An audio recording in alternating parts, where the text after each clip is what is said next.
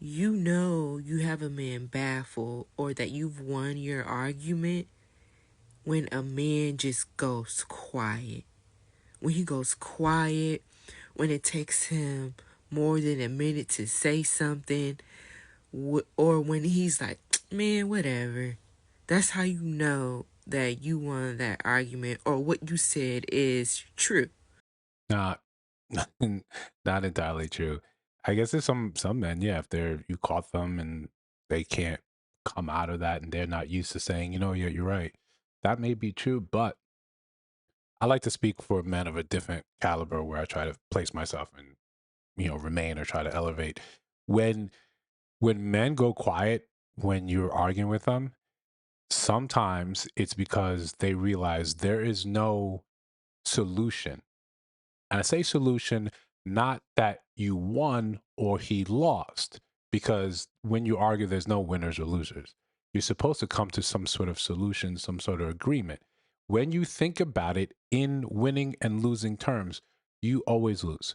Every argument, if it's a winning and losing thing, slowly erodes the relationship until there's nothing left, until it's just you speaking and him immediately saying, it's no longer worth talking to you.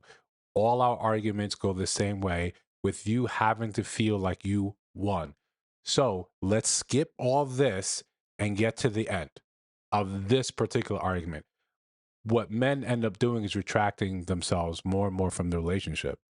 What eventually will happen is he'll just check out completely. Now, guys, before we continue to like, comment, subscribe. Really helps the channel grow, helps the algorithm.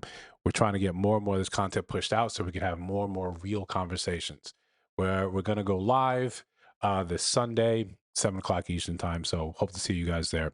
And we're gonna have something for everyone, so don't feel like discouraged. Like you don't have to say anything. Come and pop in, say hello. But back. So when you get into the habit of thinking, and this is quite common in our society, there's a winner and there's a loser in an argument. But we're in a relationship that's supposed to be really just the two of us coming together to be better than we could be separately, to comfort ourselves, each other in the hard times that society is so fond of riding upon us.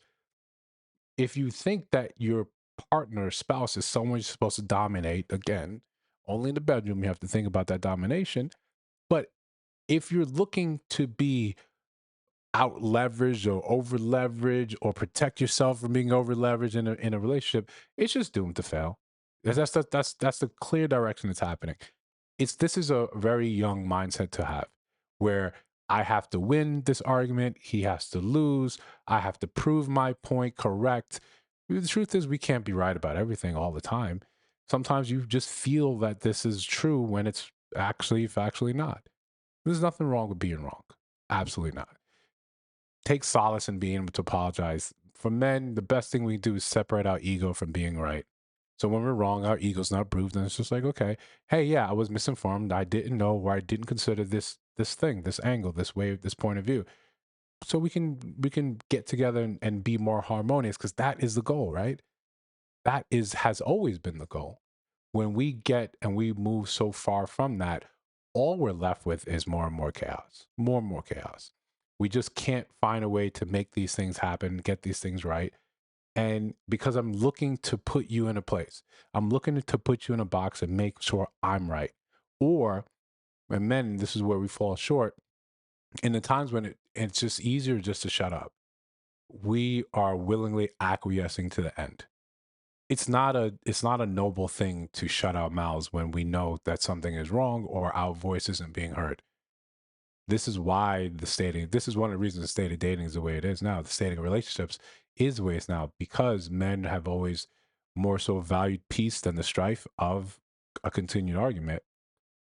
We end up creating that status quo where we can say happy wife, happy life.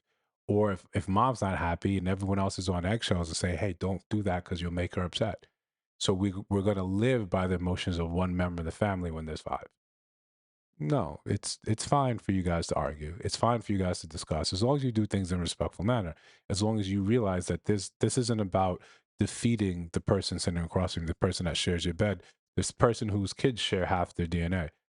That doesn't make any sense when you think about if the goal is a more harmonious union and family.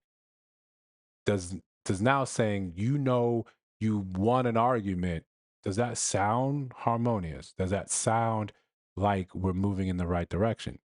I think the issue is we don't understand the why we are together. We understand what we're doing when we're together. We understand the bedroom dominance action. We understand the even as jacked up as the conversation is about protecting and providing, we understand that roles exist, even when we disagree about the definition of those roles. We understand those sides, but we don't understand the why of why we're together. And I'm not here to tell you what the why is. I'm here for you guys to think on it and kind of get with your partner and discuss what the why is. Why are we doing this together? Why are we the best people for each other? Why is it a problem to think about dominating another person in an argument? Why, considering a win lose scenario when it comes to our relationships, why that's bad for us? It's just food for thought. But I think if we can get away from trying to win things with a relationship, because we realize who are you defeating? This person that you've sworn your life to? Defeat them, belittle them, make them feel less than. How's that a win? If we're thinking more about in terms of community, then we realize that defeating half of your community is still just defeating yourself. And then when we all find ourselves, back on the apps, back on another first date and saying, hey, my ex was a narcissist and oh, she was just a, BIT. You know, we can see why this doesn't work. Stop thinking about winning and losing. Start thinking about doing things more harmoniously. Again, that's if you want to be in a relationship. If you don't, then I just thank you for watching most of this video. Let me know what you think in the comments.